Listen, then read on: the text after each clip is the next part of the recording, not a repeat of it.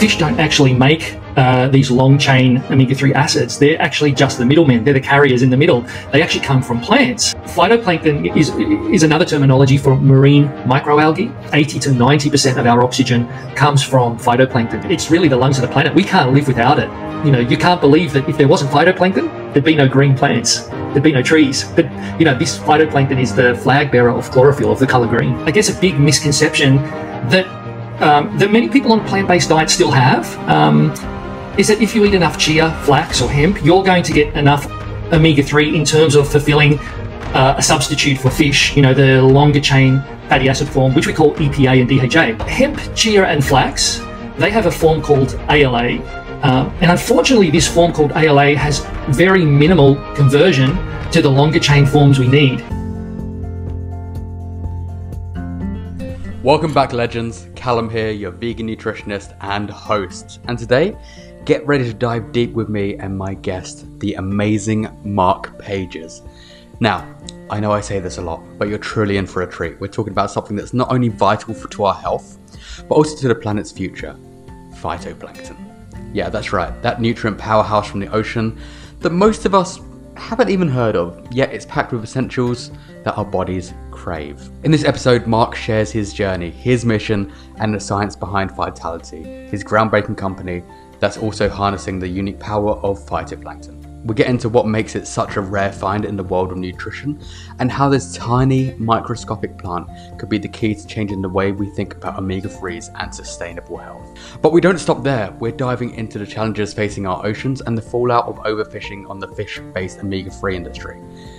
Expect to learn all things omega-3, ALA, DHA and EPA, why your usual sources might not be giving you the complete picture, and how phytoplankton steps up as this incredible alternative that's as kind to our oceans as it is beneficial to our bodies. And yes, I can vouch for Phytality because it's part of my own routine. This episode will seriously open your eyes to the world of nutrition and sustainability that is often overlooked. Before we get into it, massive thank you to each and every one of you for your support. If you're loving what you're hearing, hit that subscribe button, leave a review, or toss us a star. It's all fuel for this journey and helps me bring more guests and topics right to you. Alright, legends, let's dive into the untapped potential of phytoplankton with the one and only Mark Pages.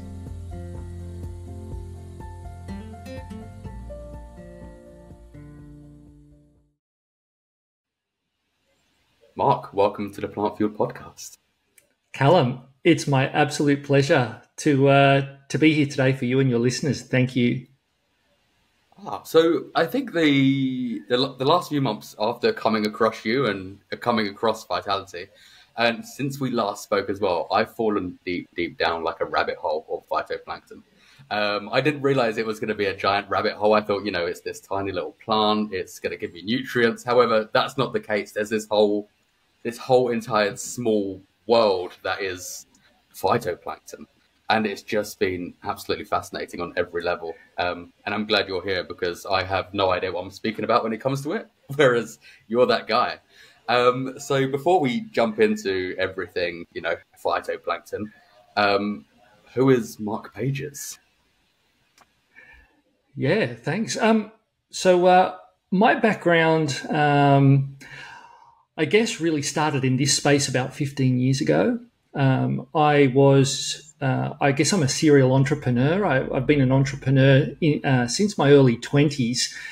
And I moved to Europe around 2000 and I guess came from an industry where I saw food manufacturing. So I worked in a business where we actually date coded and put barcodes on food packaging. And I guess we dealt with a whole variety of food and pharma companies. And what I really learned that led me into this journey is that foods and products aren't made like the marketing. And so basically, long story short, in 2008, I really decided I would go down. I really had this urge and inner passion to go down a more ethical and sustainable route to life. Not only what I eat, but how I think and live.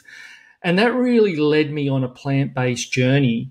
And part of that plant-based journey was like, where do I get my nutrients from preferably in a whole food form. So I went through, the different key nutrients that we need, proteins and etc. And then I got to omega-3s and I thought, well, where can I get this, fish form of omega-3, this long chain omega-3s referred to as EPA and DHA? Where can I get them in a whole food diet? Where do they come from? And I guess part of that learning was that fish don't actually make these long chain omega-3 acids. They're actually just the middlemen. They're the carriers in the middle. They actually come from plants. And so that learning, I was like, okay, if they come from plants, I'm going to go to the shop and buy some of those plants. But of course, there was none to buy in the shops. No one in the world was actually isolating the microscopic plants called phytoplankton, which the fish consume at the base of the sea chain and pass all the way up. No one was producing that for human nutrition. And there was my aha moment. What an opportunity, if this is such an essential ingredient, long chain omega-3s, and if these essential omega-3s do come from plants, why don't we just grow those plants? So that was my type of aha moment that led me on this long 15-year journey from Amsterdam via Spain into Germany, and all the way back to Australia. I love that. It's a whole entire journey. And so you're in the Northern Rivers, aren't you? I was in the Northern Rivers from my return 2017 up until 2 years ago, but I've actually relocated up to sunny Queensland, up to Bargara, this beautiful seaside village next to Bundaberg. And one of the key reasons I'm up here is our endeavours to grow phytoplankton and dry phytoplankton in Australia. So here is a beautiful space up here in, just to the east of Bundaberg. We're on the same latitude as Hawaii. We have a lot of sunny days in that 25 to 32 degree window, which is beautiful for phytoplankton. And we have a lot of flat land next to the ocean. So all the right parameters to basically scale this wonderful plant and try and bring it to the masses.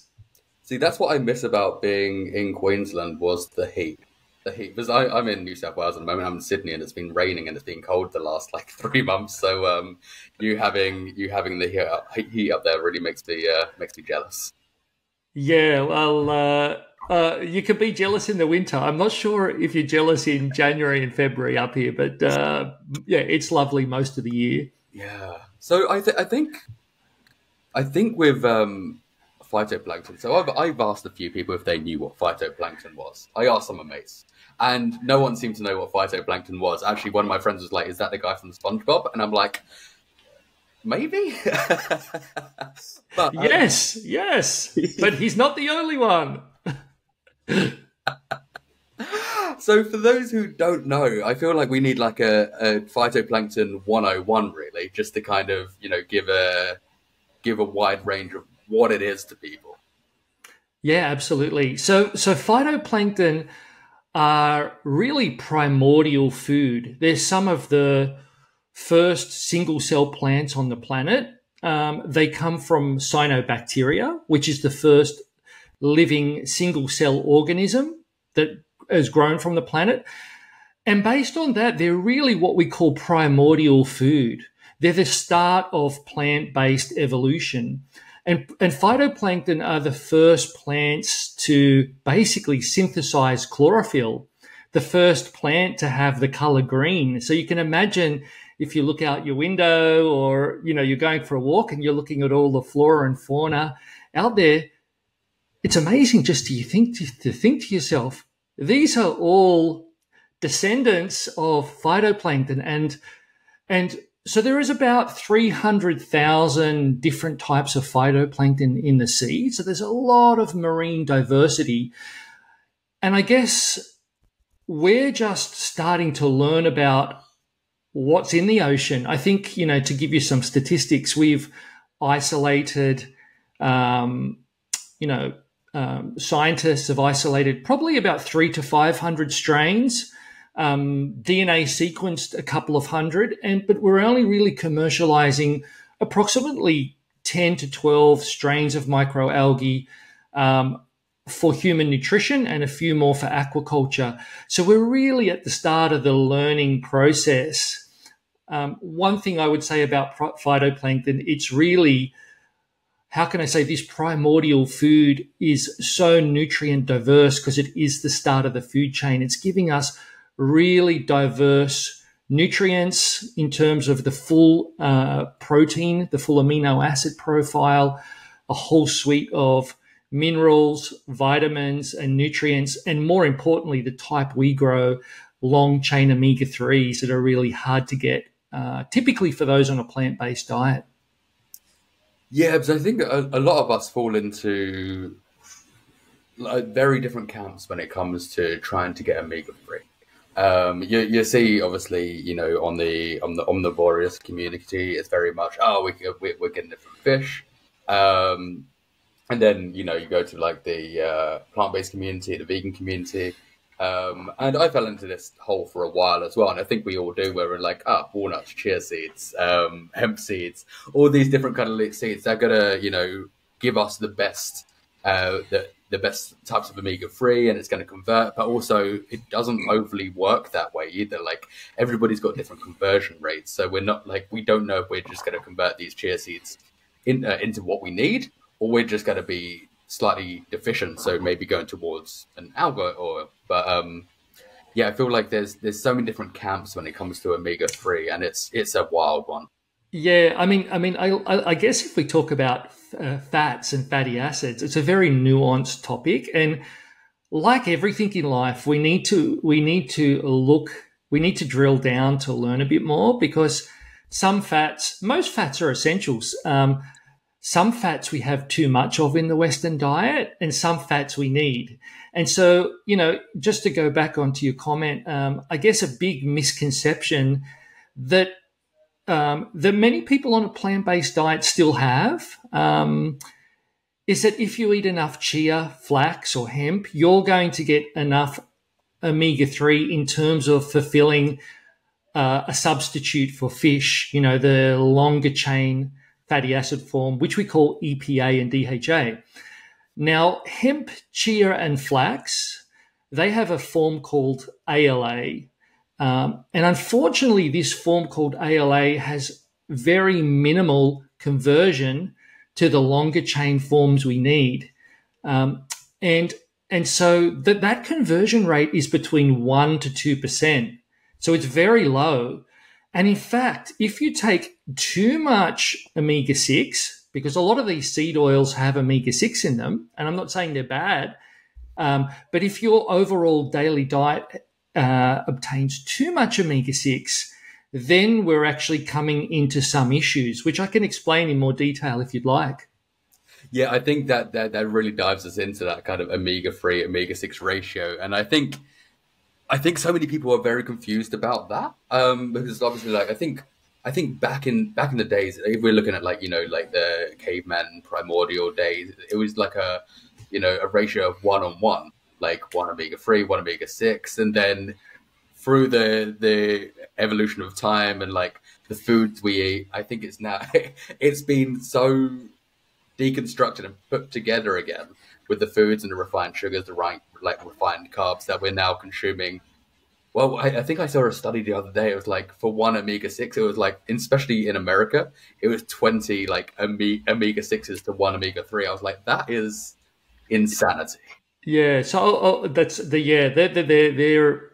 correct and in the range. So what we're seeing, firstly, what we should be aware of, and by the way, saturated fats and omega-6, that omega-6 to 3 ratio is not only out for plant-based people, but largely for everyone. Because if you go into your supermarket and look at your average price-pointed food, so it's made to a price, vegetable oils and seed oils are really great binders, to hold food constituents together. And so, when you're looking for on both, whether it's, crisps, cakes, even some of the plant-based milks. There's a whole variety of in our daily food. There's basically an overload of omega-6. So what we're seeing, so in Australia and America, we'll use these two case studies as example. As you correctly said, Callum, back in the caveman type, the ratio of omega-3 to 6, we believe was 1-to-1. The USDA and Food Standards Australia, the general recommendations are 1 part omega-3 to 3, and now they changed it to 4 parts omega-6. Well, some of the recent studies that have been conducted on people when they're doing clinical trials is showing that in Australia, the omega-3 to omega-6 ratio is 1 part omega-3 to 16 to 17 parts omega-6. And in America, we're seeing in some studies, and I'm sure this is the case with some of that group in Australia, we're seeing up to 27, 28 times omega-6 loading to omega-3. So this is quite a concern, and this directly correlates to inflammation. If we're getting an overload of omega-6 to 3, the body can't process it, and this is causing, the inflammation marker is the key measure. And you actually, if you overlay it on a graph of omega-3 balance to inflammation, it almost directly correlates. Yeah, but I've seen some of the, I was looking at some studies and then seeing what's the result of that, because I think most people don't really think too much about what they're eating. Like most people are just kind of like, because it's quick, it's successful, it's easy. People don't think about what things are fried in or what things are, holding bits together and, binding, and you don't realize that all these things are causing inflammation and cardiovascular inflammation as well. And in comparison to if we look at places like Japan where it's lower, it's not much lower, but it's lower. I feel like we're in this Western society now where it's very much. I don't know if there's a way forward to start getting a whole society to kind of move back to a very low omega-3 to 6 ratio. I don't even know if it's achievable anymore. Well, yeah, you can come at it from multiple angles. And just to touch on something you said, Japan had the best conversion of short chain omega-3s, ALA, found in hemp, chia, and flax, up to the longer chain forms, EPA and DHA. But in saying that, it only had a 2% conversion. So it's still very limited. In the West, we've got conversion of 0.5% to 1%. And Japan had about double, but double almost nothing. So what we see is, how can we really meet this challenge, Callum?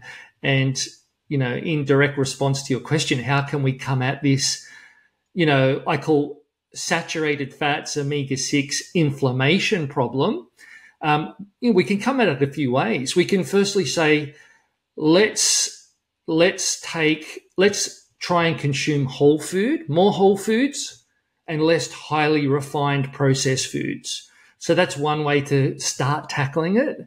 The other way is, when we do buy a processed food, be it a dip, a plant-based milk, chips, cake, have a look at the label. What type of ingredient are they putting in there to form what I call that stickiness or oily effect?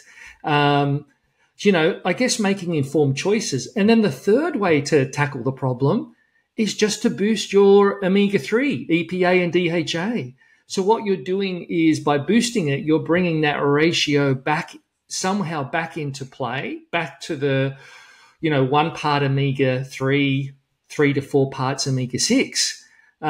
So we can come at this from various angles, but it's not easy, because the food industry, they're making everything around a price point. So we as consumers have to step up. We have to be a little bit more diligent and educated about our choices. Yeah, I do think that education is key here because it's not something that's really spoken about when it comes when it's in the schools. Even like you go into like a school canteen, for instance, and they are serving these foods anyway. So like the education is not there surrounding it, and like opting for more whole foods for the general public, like that's what I try to push anyway. However, watching that happen in places like the States, especially here in Australia as well, it's a bit. I feel like it's a bit different in Sydney, but Sydney's a bubble of health. So Sydney, but in comparison to, I used to live in the just outside Cairns, and that it was very much like highly processed everywhere. So I feel like depending on what parts in Australia, it's very different. Yeah, absolutely. I mean, there's demographic pockets. Yeah. There's a lot of variety. In fact, all around. I mean, one thing I'd like to talk about, Callum, if I could, was really how is phytoplankton different to some of the other offerings? Because I guess I'm just coming back to one of the comments you kindly made that you spoke to your friends about phytoplankton and none of them have heard of it. So I think phytoplankton is the world's, and particularly in the vegetarian, vegan arena, probably the best kept secret. And it shouldn't be the best kept secret.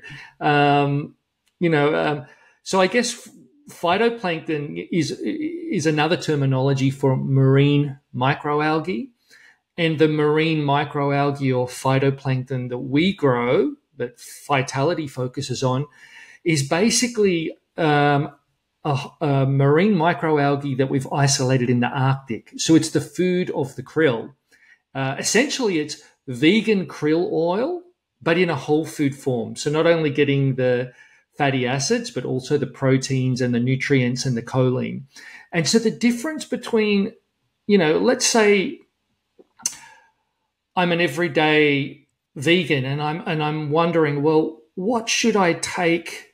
I know these hard to get nutrients, EPA, DHA, and others, B12, but we'll focus on EPA and DHA. I need to get these in a preformed form. Why should I consider phytoplankton? Well, I guess some of the key reasons you would consider it is firstly, it's whole food. So the lipids are more stable. They haven't been extracted. So there's no chance of oxidization. Secondly, we're getting them with a lot of what we call cofactor nutrients that help aid absorption. So we're getting them with plant-based choline, which many people say, oh, you can't get choline from a plant. They're only from eggs and meat. No, where do the krill get them from? The krill get them from the phytoplankton.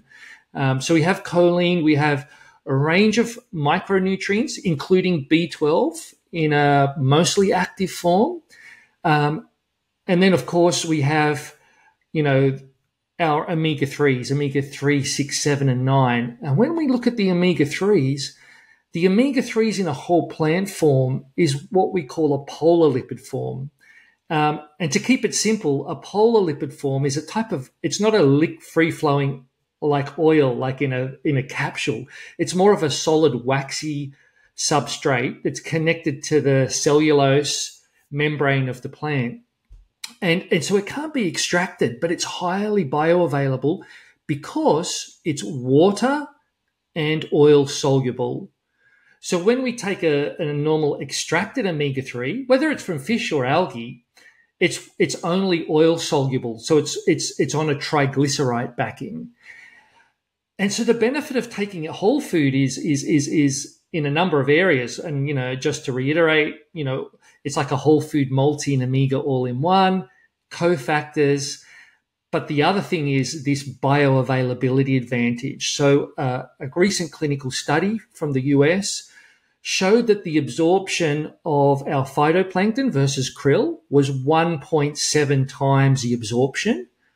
And when we extrapolate that from metadata to get a conversion rate to fish oil or algal oil, we see that for every 1 gram, you get 2.25 times the absorption. So what that means, for, 67 milligrams or, of this water-soluble version, you're actually getting about 150 milligrams compared to, a triglyceride, a liquid form. So it's the real story with phytoplankton. It's all about quality, not about quantity. It's a different form. So on average, I assume that phytoplankton is a plant, but it's definitely microscopic. How big is a phytoplankton, or just a singular one? Yeah, so phytoplankton, the type that we grow, are very microscopic. When we scale them up in our greenhouse, they're about 1.5 micrometer, 1.5 micron, which is, you can't see a plant that size with the human eye. It's so small. And when we harvest them, phytoplankton are the fastest growing organism on the planet. From inoculating or starting growing to harvesting is only 48 hours. They grow 40 to 200 times faster than terrestrial plants or trees. And the harvest size is only 3 to 4 micron. So we're talking smaller than a red or a white blood cell, even at the mature size when we harvest. And really due to this is one of the key benefits of phytoplankton is its ultra high bioavailability. Normal particle sizes of nutrients, when they're milled or processed down to a powder, are anywhere between 50 to 250 micron, and as a fine powder, we're talking like substantially smaller. And due to this really microscopic whole plant, it's really getting between 95 to 99% absorption in our cells. So our bioavailability factor is just off the charts. Yeah, that's absolutely insane that it's that bioavailable as well, because I think a lot of times when you see a supplement or a food, there is bioavailability there, but depending on the human, it really depends, and obviously considering that diet as well, how they've really absorbed. But I think as well, in my head, I'm just trying to compute how something that small has 75 plus different nutrients in it. That is a wild amount for something that you can't see. And I feel like if you were just to show somebody that, nobody would believe that thing's holding all the nutrients that we actually need for our bodies. Yeah, and this is how we really look at it's almost like a fractal reality when you look into phytoplankton, because first you say, hang on, that whole plant, it's a whole plant, is smaller than a red or a white blood cell, which we have to look at a microscope, and it's a whole plant. And as you say, Callum, how can there be 75 essential nutrients into something that is smaller?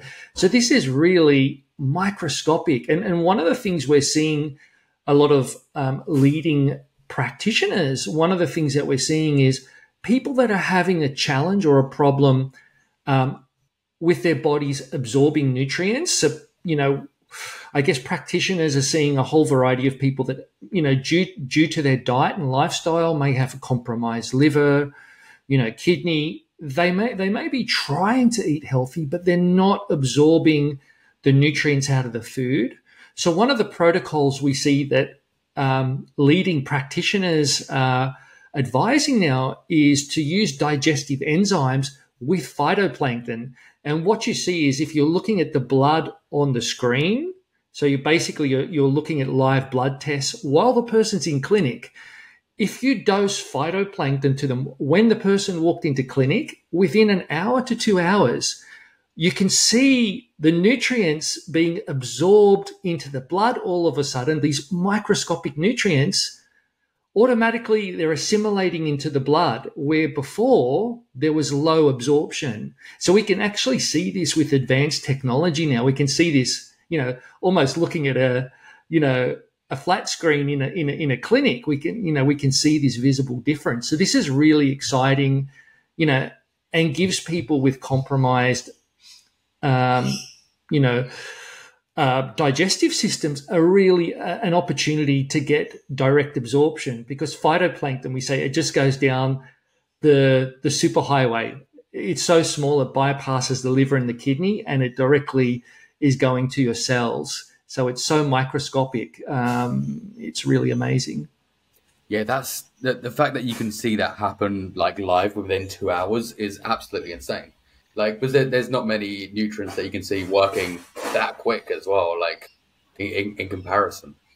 But when it comes to phytoplankton, or like some people would like go for like an algae based supplement or a fish supplement as such. Is there anything structurally different, or is it very much exactly the same? Because obviously the fish are eating these as well, so I'm assuming they're getting the. I assume you're probably getting a lower quality of it from the fish because it's obviously gone through them, it's been digested, and or is it structurally the same by the time you'd eat a fish, or you'd have algae, or like you just were to get the phytoplankton like from the original source? Yeah, I mean structurally. So if we look at the bonds on the chain, so the nature's you know structure of the omega-3 molecule, it's actually the same. Um, and the question is, how is it bound? So the structure of the omega-3 is the same, as I said, with an extracted oil, with we call a neutral lipid. Um, it's bound by a triglyceride. Structure is the same. When we look at a polar bound lipid, that could be the polar bound lipid in the krill, which eats the phytoplankton, or the phytoplankton whole. It's mainly, bound to a polar lipid, not a triglyceride. But the actual bonds on the chain are exactly the same. So one of the big misconceptions used to be was, no, you have to eat fish or cod liver. It's more bioavailable when the fish eats it. Well, I think the Flinders University in South Australia did a big study into this, and came out and publicly stated, there is no difference. And also, I believe it was the Southampton University in the UK also did a research test just to clarify there is no structural difference. In fact, all fish oil is algae oil on a journey, because fish didn't make it. So it basically algae oil passed up the chain. Yeah. Yeah, and that's the thing. I think people don't realize that like fish don't produce these things. People just assume that fish. The same with like a lot of the nutrients that we see from like animal products. People assume like these animals produce these vitamins or minerals like B12, protein, all these other micronutrients as well. Not realizing that like essentially everything comes from the plant form first, and it's just a digestion journey that then ends up with us. And instead of going for like those plant forms. Yeah, absolutely. If we put it most simplistically, animals are just the middleman. They're the carrier. They didn't make amino acids, proteins, minerals, nutrients, antioxidants, omega-3s. They don't make any of them. They may hydrolyze some nutrients, but they don't make them. So they're just a middleman. And anyone that says, I'm watching this recent trend of people going away from veganism in some, not everyone, but some people saying, I felt fatigued and I couldn't get all the nutrients I need. And I love to reach out to those people. And some of the people that are more public figures, I'd love to reach out to them publicly and have a podcast and basically do the deep dive, because if all nutrients originate from plants, if you're not getting enough, you just haven't worked out the diversity of plants that you should eat. You're not getting that diversity to get the nutrients you need because it's available. That's the thing. Like I have seen a trend as well where there's a lot of people moving away from like veganism or eating a predominantly plant-based diet because like they apparently they can't get the nutrients they need. But I'm like, can you not get those nutrients, or is it as you said, is it the lack of diversity in the diet? Because I feel like everything that you can get, bar a few obviously, like B12 for instance, a bit harder, and like the omega-3 sometimes a bit harder. Apart from those, everything else very much comes in plant form very easily. Sometimes it may be a bit of like structural practices towards your diet to make sure you're getting everything. But I do feel like that there's just a bit of lack of variety and diversity when it does come to these people. Absolutely. I mean, I think the best the best case I could put forward for those on a plant-based diet is try and eat the rainbow. So, go when you're going to your supermarket, seek out clean, organic, if possible, fruits and vegetables. Try and eat in season and with diversity, as much diversity as you can. So rather than, oh, here's my dinner tonight, a Woolworths veggie burger. Sorry, Woolworths, I'm not picking on you. But, one I veggie burger. These days. But, not one veggie burger, peas and carrots. Come on, let's get some diversity going in there. So let's look for, 20 to 30 different types of vegetables and fruits, different colors, different antioxidants, different proteins and minerals. And let's, literally eat the rainbow on our plate. So let's get that nutrient diversity. And then, and this is why Phytality exists, then what we can't get, we call it the hard to get nutrients. They're the only nutrients that we believe you should supplement. Supplements should only be, how can I say, a second backup to a whole food, a good nutrient diverse whole food diet. And so Phytality exists, to offer sustainable and ethical solutions of the hard to get whole food nutrients. So we're not your typical supplement company. We're not saying take supplements, take all types of supplements, supplement yourself to the teeth. No, we're saying eat a whole food diet, maximal diversity, and then the hard to get stuff, which is typically B12, EPA, DHA, some micronutrients. Look for that diversity in a whole food supplement if you can't put it into your meal. So what's stopping somebody from with phytoplankton eating that whole instead of eating it in powder form? Is there much? I'm guessing there's a huge difference there, because also when I was falling down this rabbit hole of phytoplankton, obviously there with so many different strains as well, there is ones that produce toxins more than they produce nutrients, and vice versa, the other way around, produce more nutrients than the toxins, and 50-50 depending on the strain, I guess. Yeah, so just to address the safety aspect, so the phytoplankton that we grow basically is approved. So it's basically approved for human consumption in Canada, the US, many countries in Asia. So it's been used for human nutrition for over 20 to 25 years. Before we start growing these strains, we still do a full DNA sequencing and confirm the strain genus and that it's safe. So it's been through the strains that we grow that form our Ultana phytoplankton blend, which is 2 strains of phytoplankton that are grown and dried and then blended.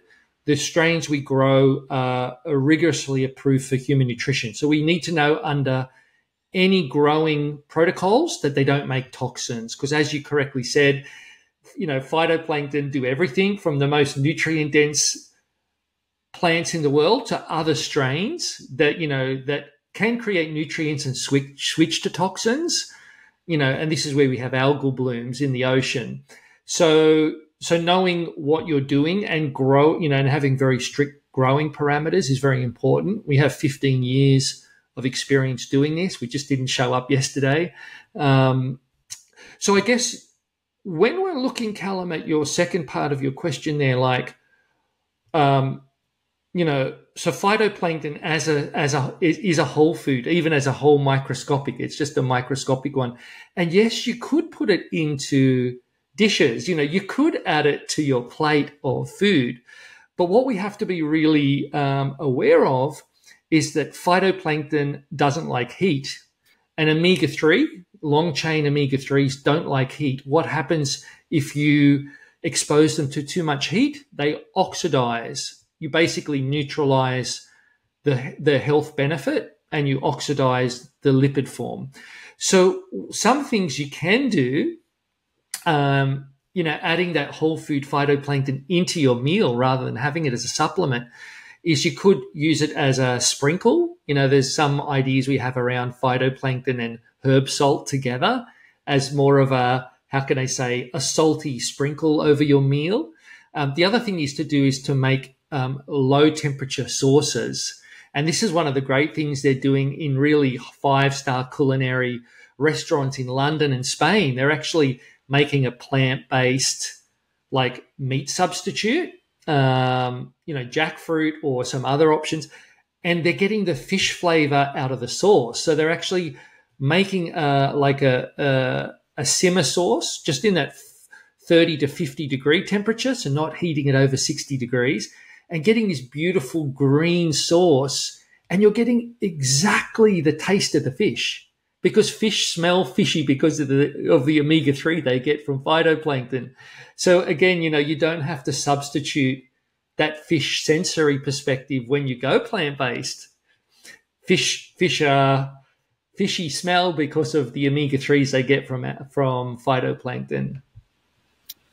It's good to know that like these things are being like used in various different forms and ways, because it's just showing the evolution of food throughout time. And I'm guessing you're going to see in a few years a lot more foods and foods that like do involve these. And it's also good to know, I think, as well, that like the ones that you're using are the ones obviously that are easily available for humans to actually consume and safety, because it kind of stops people listening to this and then going to like the ocean or a river and just scraping the bottom and just eating what they find there, because I feel like that's just a recipe for disaster as well. Like if people don't know what they're looking for, not that I feel like you need a microscope to find it, but like if they were to find it, you don't know what you're actually consuming without obviously those tests. Yeah, I mean, one of the big things I've spoke about at conferences is there's a big difference between wild harvested from the land, from soil, where you control what goes into the soil, the microbes. So wild harvested mushrooms as an example, versus wild harvested from the ocean. The big difference is the microorganisms, the phytoplankton, are so different and act so different. You just can't go into like an algal bloom, in a pond and, scoop up a glass and say, I've got my solution. That is dangerous, and you may likely have a toxin reaction to that. So you really have to, when we're looking at phytoplankton, it's the safest way, the cleanest way, the purest way is to grow a strain from a batch culture, scale it up in a controlled environment, so it's absolutely pure, and that way we guarantee, where all of our facilities are certified HACCP, GMP, fully certified for food and nutraceutical production. So we can guarantee, quality. I really, I think I might have mentioned that to you, Callum, maybe in one of my chats. We'd had people come to us years ago and said, "Oh, I listened to your podcast and I went straight out the back and scooped up some green phytoplankton and drank it." And I'm like, "Oh, I really need to make sure when I'm communicating that we really communicate clearly that, you really need to have a pure controlled strain. You just can't go and, drink any phytoplankton out of a pond or out of the ocean. I would not recommend that." Yeah, no, I couldn't think of anything worse than actually just getting something out of a pond and just trying to down it. Like even just that is, I'd rather have a controlled substance. However, I did see yesterday. I think it was yesterday. You posted it on your Instagram. Was like the process of it all happening and it like growing in its tubes and it being very controlled. So I'm assuming that you're everything that's going into the soil or however it's grown is all controlled. There's no contamination. I'm assuming like if there's a contamination, then the whole project's kind of screwed. Absolutely. So when we look at the ocean, I mean. So basically what happens, rain, we have rain, we have precipitation, rain comes down, goes into the soil, runs off into the waterways into rivers, rivers into larger estuaries, and and then into the ocean. So basically, one of the issues around fish oil and fish is, not, in the past they'd have all these great nutrients, omega-3s. They'd be the middleman, and that's how we got them. And they were good quality prior to the Industrial Revolution. But what's happened since the Industrial Revolution is all of this pesticide runoff from monoculture, microplastics, off-run from pharmaceutical manufacturing, and then more recently PFAS. Basically, the ocean has been the dumping ground. If we look at the Industrial Revolution, particularly over the last 50 years, and we're now starting to realize what we've done. So, I was reading a study just yesterday, the first study on coral, and they took 100 samples of coral samples from the reef, and they had 3 forms of microplastics in every coral. So even the coral are now got, trace levels of microplastics in it. So I think, one of the things we need to be aware of is if we choose to eat fish, if we're not plant-based and we choose to eat fish are bioaccumulators. So they're accumulating the bigger the fish, the higher up the fish chain, the more bioaccumulation of good and bad. So good bioaccumulation of proteins and lipids, bad bioaccumulation of the items I just mentioned, pesticides, microplastics, chemical runoff, et cetera, et cetera. One of the things in the US that they've done in California, which I noticed when I was there in March for work, is now if you buy tuna in California, they have to put a disclaimer, basically on the shelf where you're buying, basically saying you should be aware that if you eat more than a certain amount of grams of tuna per week, you could be getting too much heavy metals. So now this is required by law to tell the consumer that, eating fish, be cautious. Similar things are going to be happening in Scandinavia and Europe next year with these law changes. So we're going to see, we're going to see in the future a big shift, I believe, away from fish, and particularly fish oil supplements, to algae and phytoplankton. Even if you do eat fish, you like the delicacy and you like the taste, and what we see the trend is someone that used to eat fish 3 times a week, they may eat fish only once a week, and they'll choose a sustainable solution for their supplements because it's cleaner, it's better, it's pure, it's more ethical, on top of the difference that it's plant-based.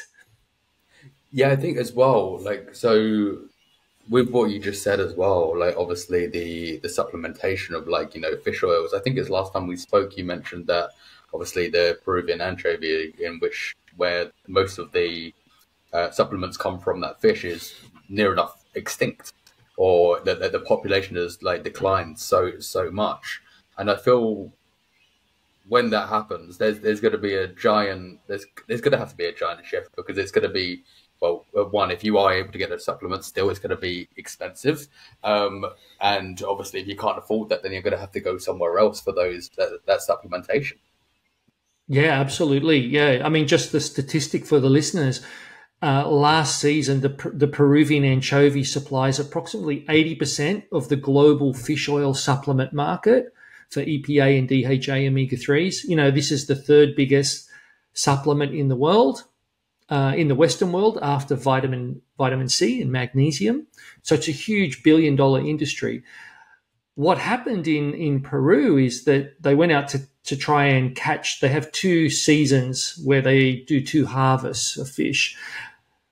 On the first harvest last season, they went out and they only got, if I'm correct, 4% of the biomass after approximately a week, 4%. And so the Peruvian government said, whoa, stop this, bring back the boats. If we actually take what's there, we might crash the whole, that fish stocks in the ocean there. So they basically came back and they went out I think what it is, 3 or 4 months later, the second harvest in the season. Okay, they got something in the range of 60 to 70% fish catch, but the issue was there was hardly any omega-3s in the fish. There was only 0.5% lipids versus normally 3 to 4. So there was 1/6 to 1/8 of the omega-3.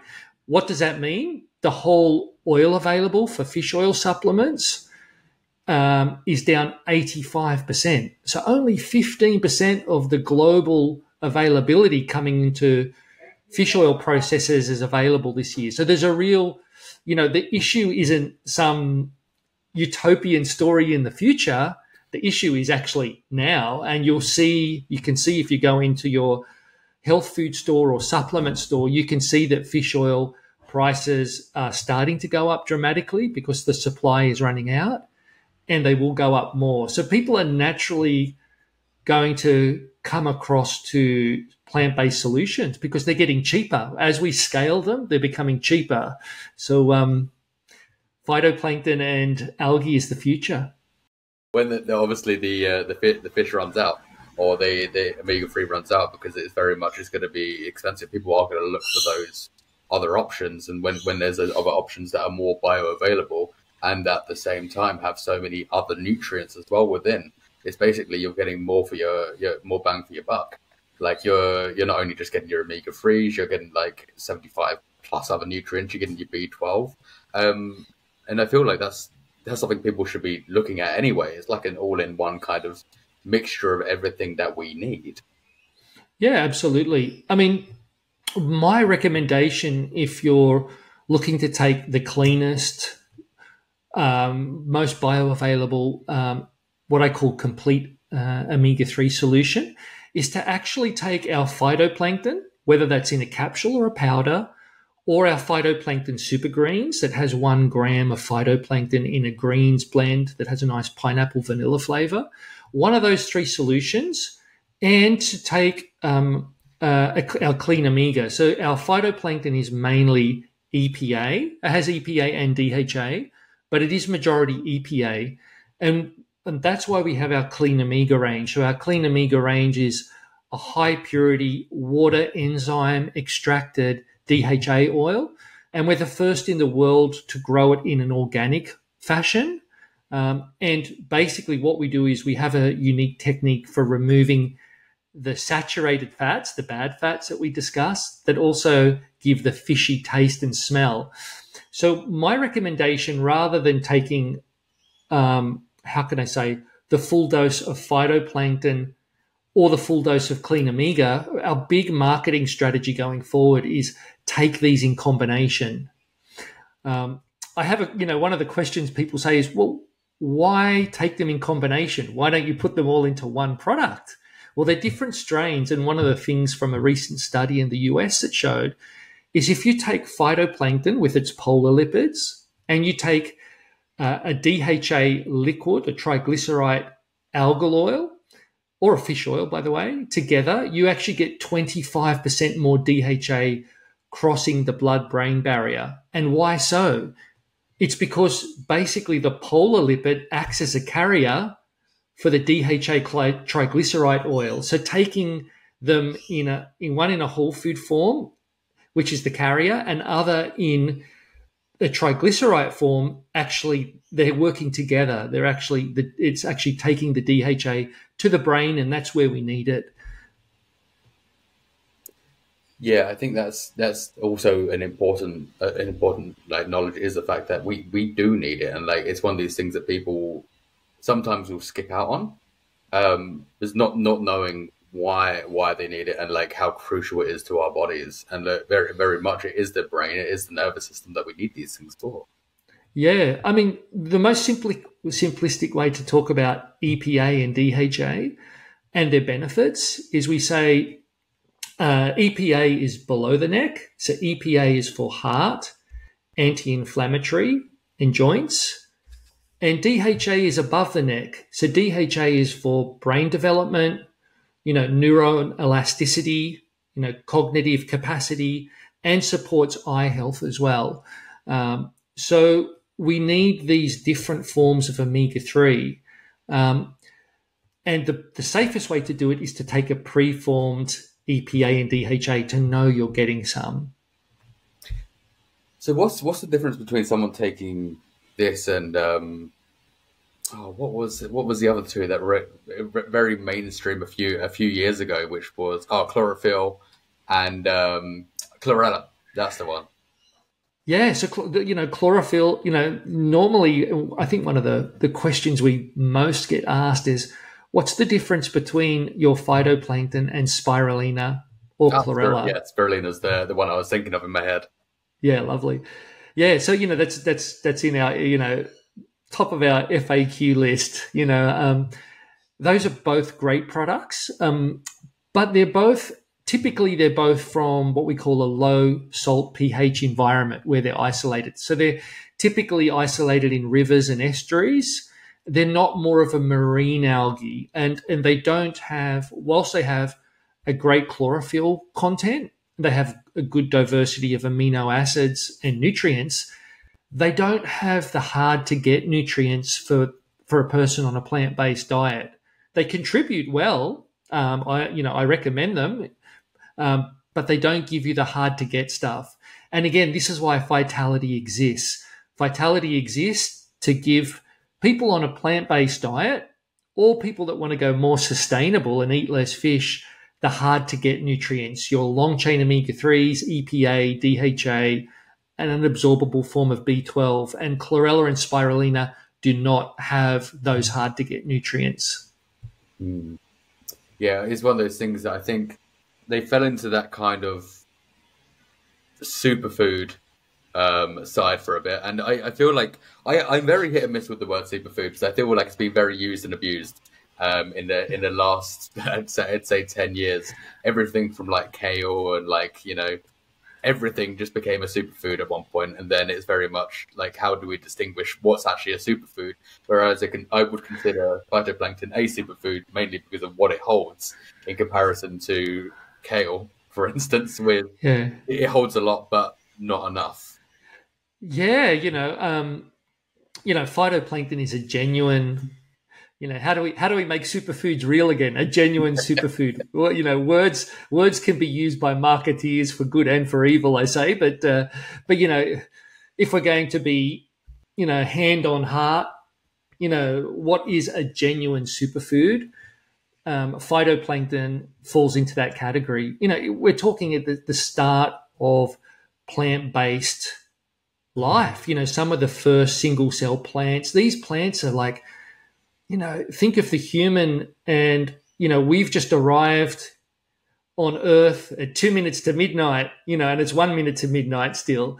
Phytoplankton have been around, for 80 to 90% of Earth's existence.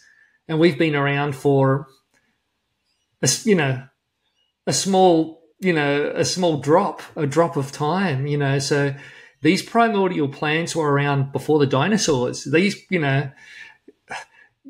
are the building blocks of plant-based evolution. And that's why, one of the things I'm really reminding people is we're not going back to something new. We're discovering something old.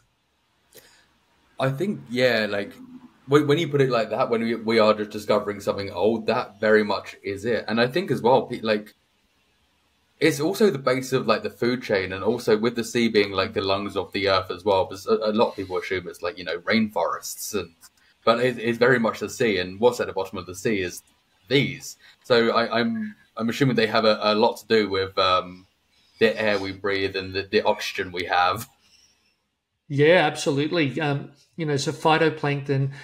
If we have a look at our beautiful planet Earth, 71% of the planet's covered in water. And if we look at we mentioned earlier in this discussion about how fast phytoplankton grows. It's growing from, cell division. So type of one cell splits into two. And from that cell division to its mature size is 40 to 200 times faster than a plant. Now, every time it does a cell division, it's basically letting out oxygen. So it's absorbing, for every 1 part carbon it draws in, on the cell division. It's letting out 3 parts oxygen. So it's basically nature's hyperconversion factory, the hyperconversion of carbon to oxygen. And so I think, the statistics that, the scientific bodies put out there was, back in the 70s, they were saying 50 to 60% of our oxygen comes from phytoplankton. The European Atmospheric Agency, EOS, I think their last analysis on this in the last 10 years is that it's 80 to 90% of our oxygen comes from phytoplankton. So, yeah, it's really the lungs of the planet. We can't live without it. You can't believe that if there wasn't phytoplankton, there'd be no green plants. There'd be no trees. This phytoplankton is the flag bearer of chlorophyll, of the color green.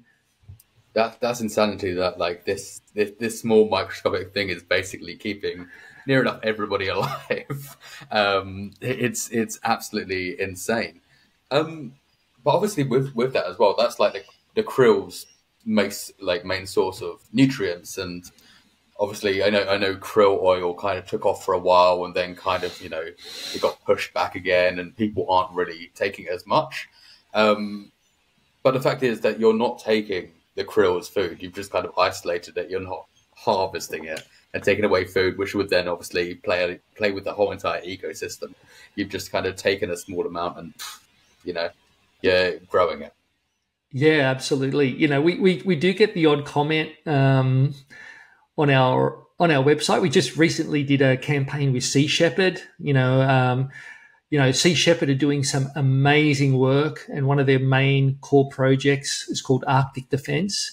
And, one of the big issues out there is that now these greedy fish oil supplement companies, because they can't get fish oil, they're basically asking the industry, go and, trawl more krill out of the Arctic. And this is very, very dangerous. Krill is, at the base of the marine chain when we're talking about animals, and to over-harvest krill, that could have a huge effect on our marine life. And one of the things we should be aware of is the whale population is coming back now. So, there was a lot of whaling in the past, and Sea Shepherd and others have done a great job to support whaling and let those whale numbers come up in the Arctic. And what does that mean? Therefore, if there's more whales, they need more krill to eat. So, going like crazy with all these Chinese trawlers down there at the moment and trying to trawl out the ocean for krill is a really dangerous ploy. There's not enough science to know when we've taken too much. There's no one down there asking the fish, hey, fish, did you get enough krill last night? We don't know. So, and so one of the things that we do is we're really trying to tell people is, if you want to be sustainable and ethical, bypass the krill and go to the plant that they eat. Now, we don't harvest that plant from the ocean. We're not competing with nature or the krill. So we're basically isolating very small microorganisms, and then we're scaling them up in a greenhouse to ensure purity. So we're not in competition with krill for their food. We're taking the best of nature and growing it in a controlled environment. And our goal is for the oceans and the sea to really, come back to their pristine self, full diversity of plants, animals, and nature. I think that's the main thing that people would be worried about was, are you taking this away from, its natural habitat, and which would then obviously have a knock-on effect with the rest of the ocean. Then once the ocean decimated, that's then, then going on to like the earth or the land. So it's good to know that it is very much, you're growing it in a very secure, isolated place where there's no contaminants, but at the same time you're not affecting a whole entire ecosystem in comparison to, as you say, like trawlers. And like I think everybody can agree. I don't think there's anybody who doesn't agree that us having nets all at the bottom of the ocean just scraping up everything there is a sustainable or ethical thing to be doing. Yeah, I mean, whether you're vegetarian or vegan or not, if you care about the oceans and marine diversity, to take away the krill, krill is the krill is eating phytoplankton for its nutrients, 100% of its nutrients, gets its proteins, amino acids, antioxidants, omegas, everything from phytoplankton. But then krill is passing these nutrients in the Arctic, all the way up the chain, so the turtles, the whole diversity of fish, all the way up to the whales, they're relying on the krill for their food as these essential nutrients are passed up the food chain. So putting those at danger, if you care about nature, you're going to say, hey, this is a dangerous game. And it is. Oh, absolutely. And it is dangerous, what they're doing. I did see that you actually collaborated with, obviously, Sea Shepherd the other day as well, which I thought was phenomenal because they do such good work as well. They're incredible people, doing the work that a lot of us don't really worry about. Like, they're just out there in the oceans, just kind of protecting and, helping out. Yeah, but a lot more than that.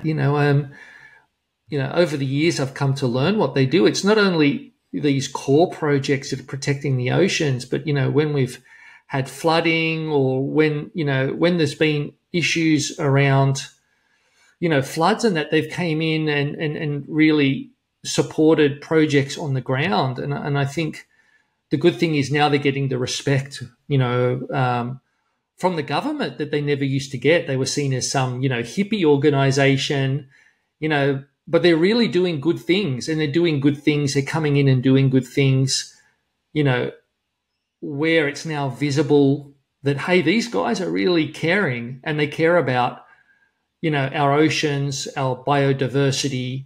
So I'm very proud to collaborate with them, and we look forward to doing much more.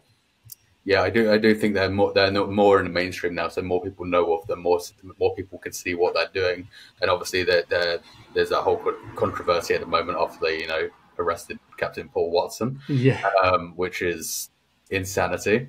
But I'm assuming that's probably going to be sorted at some point soon, because I feel like there's a lot of people knowing what they do, and a lot of governments know what they do as well. Having that support these days is definitely going to have a a favourable turnout. Yeah, absolutely. Yeah, no, I can't say enough good things about Sea Shepherd. They're great. So, with the one thing that I did, that one of my friends did ask about phytoplankton was, one actually went and out there and did his research on it, and which I was like, oh wow, there's not many of you that would go and do it after I've recommended something. However, it was very. Or I think it's more the fact that he was wondering if there's any kind of place in history for this. Is any during the whole course of history have other regions been eating phytoplankton at some point during time? Yeah, that's a great question. And how did humans discover it for human nutrition? So phytoplankton has existed, and the strains we grow have existed what we call in aquaculture hatcheries. So since the birth of aquaculture, microscopic larvae need phytoplankton in their hatchery production systems to, so the microscopic fish are feeding on the phytoplankton, and then they're, being the first feed of the larvae. So going back to, I think it was the late 80s, the phytoplankton that we grow, there was a gentleman in Canada called Tom Harper, and he had a phytoplankton farm. He was a grower of phytoplankton for hatcheries, this first feed in aquaculture, and he had cancer. And he noticed that when he fed pure doses of phytoplankton to his larvae, that the mortality rate almost went down to zero. So in those days, they'd feed yeast and phytoplankton, so they'd they use phytoplankton in formula, not always 100% concentrate. So he realized that when he did feed phytoplankton pure, the mortality rate went down to 0. And he was like, wow, maybe I should just try the phytoplankton for myself. So he was, controlled growing phytoplankton, and he literally started scooping out and drinking the phytoplankton. Well, long story short, and you can see this on the internet if you go and Google Tom Harper, he basically cured himself of early stage cancer within a year. And that's how phytoplankton came to prominence, initially in Canada and then in the US. And so it really picked up in the late 80s and then 90s. David Wolfe, who was big into the superfood scene, really picked up on that, and really spruiked phytoplankton as one of the top 10 superfoods of the future. So I guess phytoplankton really was picking up in the early 2000s, but then basically there was no one else making it. It's quite hard, it's quite technical to produce due to its small size. And then it type of died off. So what our goal when I first came across this in my journey was like, hey, there's some people that have been doing it, but it's not really available. Certainly it wasn't in Europe or Australia. And let's pick this back up. So I guess that's where it is. And phytoplankton now, it's still in its early stages, but there's a lot more people consuming it, particularly in Canada, the US, particularly in Northern Europe. It's growing well. And now we're just starting to see this coming through in Australia. Yeah, I was about to say, I hadn't heard much about it. And then when researching it, it seemed to me there was a lot going on in, I would say, more America and Europe compared to over here. But is it grown in Australia? So that's great question, Callum. So part of my journey moving from the Northern Rivers, from Byron Bay up to the Bundaberg region, is to start producing in Australia.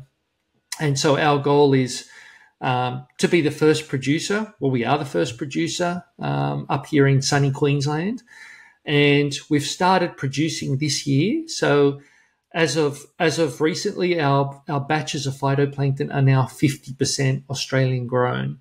So you'll see on the lids of some of our last batches, it says, now 50% plus grown in Australia. So we're growing the phytoplankton. We plan to scale that further next year. And in the near future, we plan to have all of our phytoplankton for the Asia Pacific region grown out of our Queensland operations.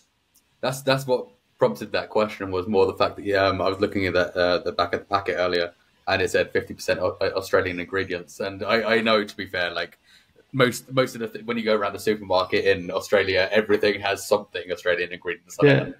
So knowing that it's going to be grown Australian wide in the future is great. So obviously you don't have to import everything as well, which is incredible. Yeah, not only that, it's providing jobs, sustainable, ethical, sustainable jobs and industry.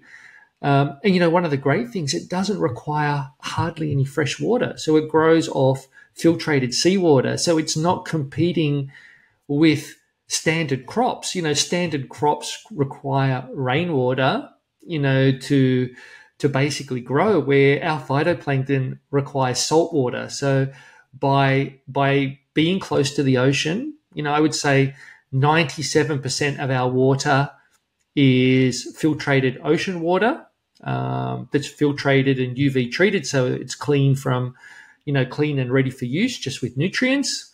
And then probably 2% filtrated borehole water, and less than 1% fresh water. So not only are we the fastest growing plant on the planet, the most productive plant on the planet, we're also doing onshore production and not competing with the water supply for other terrestrial produce. Yeah, that was one thing that I did want to ask, but you literally answered the question. Was obviously you're using seawater for this, and that, are we then treating that seawater? Because the amount of stuff that we're finding lately, including microplastics, mercury, lead, but oils, spillages, all sorts in the water. It's nice to know that it's actually, cleaned and filtrated before it actually reaches these plants. Because also that counts as contamination, really, and that kind of shuts off your whole project of having it completely clean if there's something like lead in there.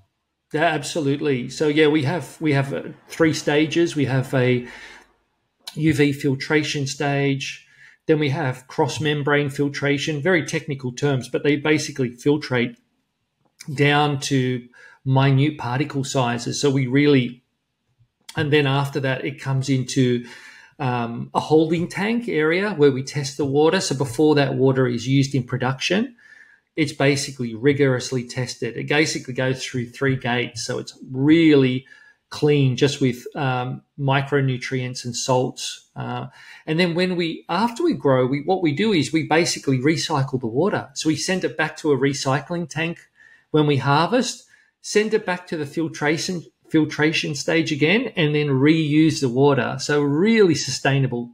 There's nothing more sustainable on the planet than growing phytoplankton. That's absolutely incredible. And the thing is, I've been using your product now, probably, was it 3 months? 3 months, I think it is. The pineapple flavored, and it's so good as well. I didn't know what it was going to taste like. There's a lot of these green powders that are maybe a bit gritty, or they don't have a great aftertaste, or they don't have a taste. Whereas this dissolves perfectly in water.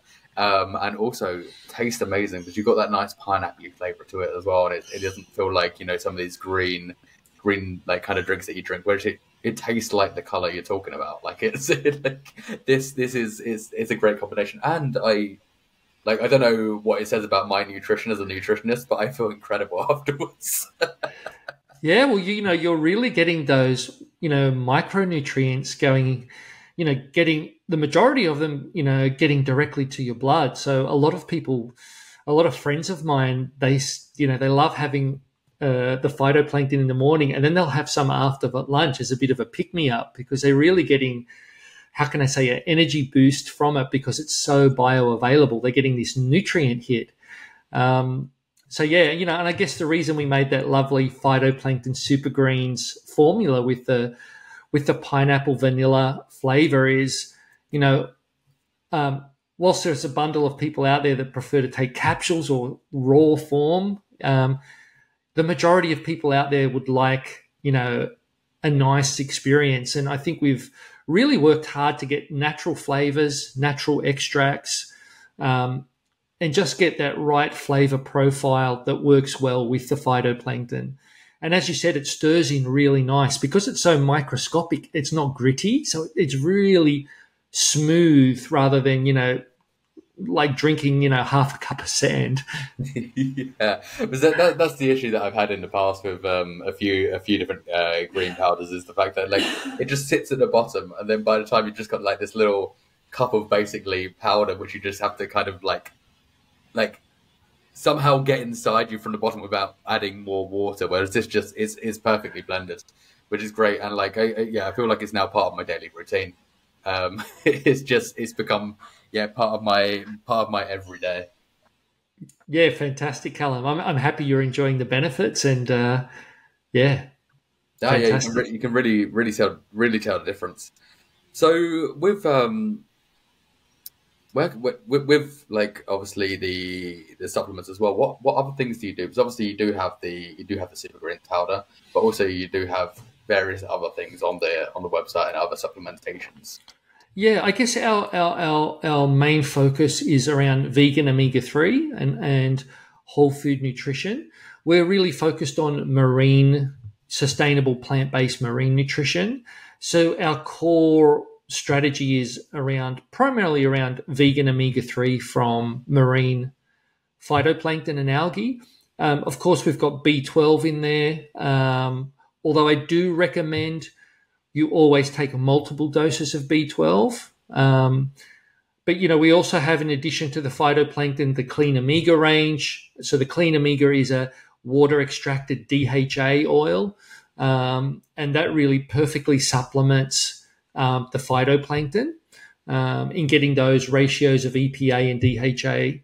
And then we have currently fermented chlorella. So we also have chlorella, and some people like to take fermented chlorella with phytoplankton for an extra detox. So the fermented chlorella phytoplankton has similar detoxification benefits as fermented chlorella in terms of its chlorophyll.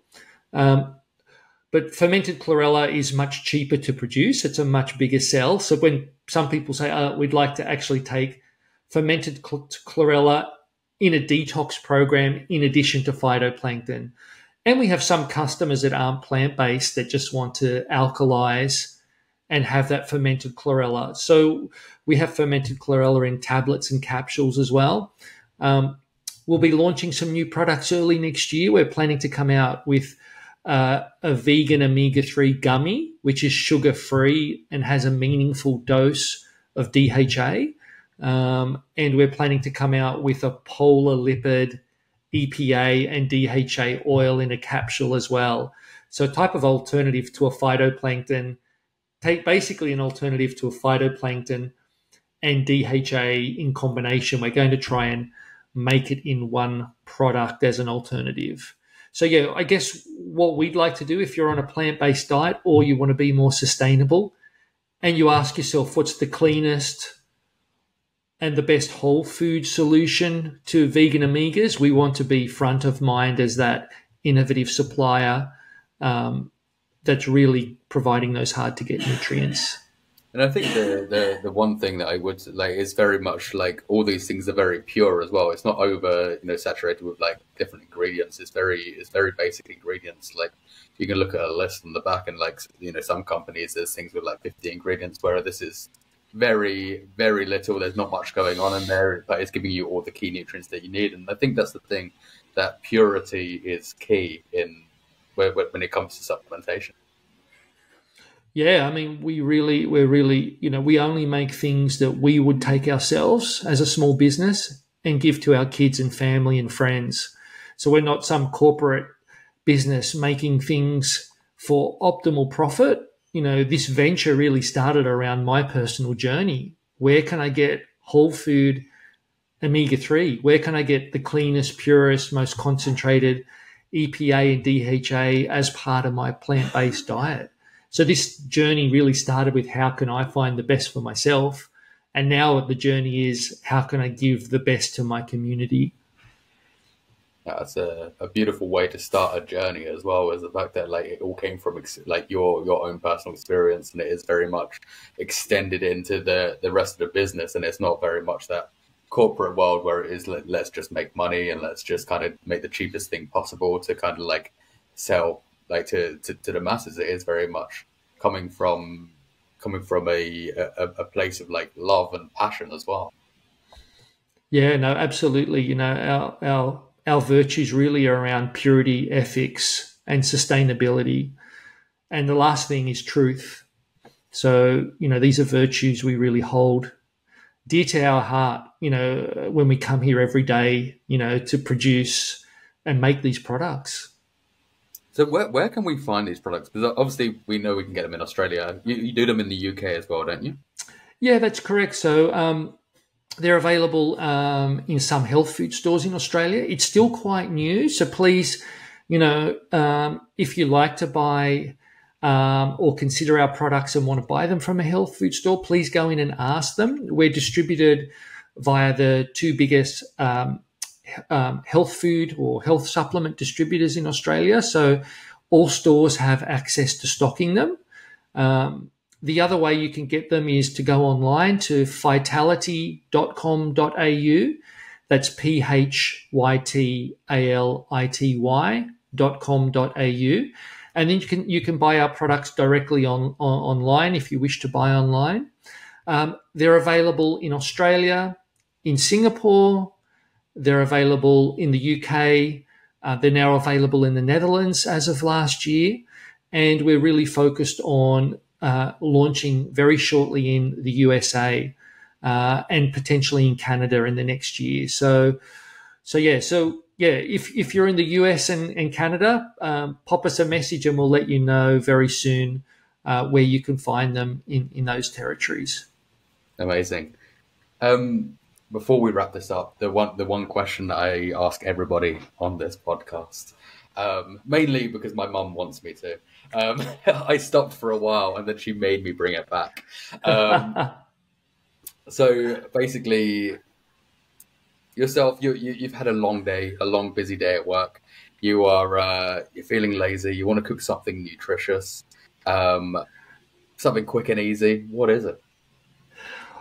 I think what comes to mind is a beautiful piece of jackfruit with a phytoplankton simmer sauce, with some rucola on top, and optionally on a nice sourdough, slightly grilled bun. It's the best vegan Omega-3 fish burger you'll ever taste. That sounds incredible. That's also probably the poshest sounding meal that we've had on here. Sorry, I'm really not posh. If you see me make that in the kitchen, it's anything but chef style, but it does come out quite okay most of the time. I love that. That's incredible. I love it. So apart from your website, where can we find you? Yeah, so you can find us. We're up here in Bundaberg. If you literally want to find us in person, where I live up at Bargara. Our spiritual home is still the Northern Rivers, but yeah, we're up here in Queensland. But you can find us on Instagram. You can find us on Facebook. You can send us an email if you have any questions. Again, we're a small family company, so we give a personalized service. Sometimes people are shocked. They call us up. A human answers the phone, and we actually speak to them and discuss with them. Sometimes for 15 minutes, half an hour. Their situation, answer their questions. So we're a small family company. We welcome questions. We welcome the curious person. We welcome the person that wants to drill down and interrogate.